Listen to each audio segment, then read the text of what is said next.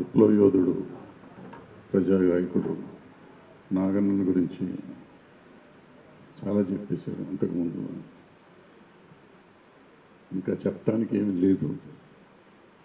కానీ మా నారాయణమూర్తి గారు చెప్పినట్టు ఎర్ర జెండా ముక్కలైపోయింది. ఎర్ర జెండా ఎప్పుడు కలుస్తుంది? నాగన్న లాంటి వాళ్ళ త్యాగాలు ఎప్పుడు ఫలిస్తాయి?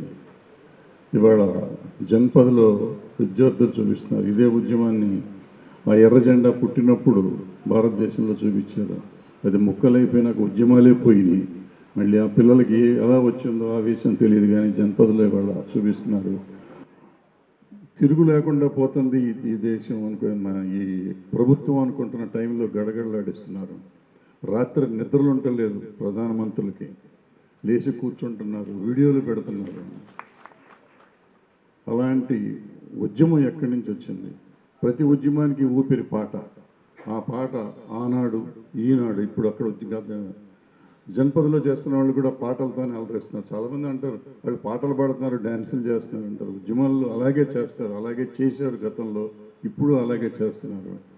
సో నాగన్న లాంటి వాళ్ళు ఎన్నో చేసిన త్యాగాలు. నాగన్న గారు ఆయన పాటలు అద్భుతం. ఈ అద్భుతాలు చేసి వాళ్ళ త్యాగాన్ని మనం గుర్తుంచుకోవాలంటే సంస్మరణ సభలతో కాదు, ఈ ఉద్యమాలన్నింటినీ ఈ ఎర్ర ముక్కలన్నింటినీ ఒక జెండా చేయగలిగే పరిస్థితికి మనం అందరం కలిస్తే ఏమన్నా మార్గం ఆలోచించి ఒకళ్ళని అనుకోవటం కాదు. వాళ్ళు రాలేదు, వీళ్ళు రాలేదు, వీళ్ళు రావు, వాళ్ళు వస్తారు, వీళ్ళు కలరు, వాళ్ళు కలరు. ఇక్కడ ప్రాబ్లం ఏంటంటే మన నాయకులు, ఇందాక ఎవరో సతీష్ చంద్ర గారు అనుకుంటూ మాట్లాడతా, ఉద్యమానికి ఊపిరి ఉండాలి కానీ నాయకత్వం కాదు, ఉద్యమానికి స్ఫూర్తి ఉండాలి. ఉద్యమ స్ఫూర్తి మనం అందరం కలవటంలోనే ఉంటుంది. నాయకులు అందరూ కావాలని అందరినీ కలిసి ఒకటి చేయమంటామో ఏం చేస్తామో నాకు తెలియదు.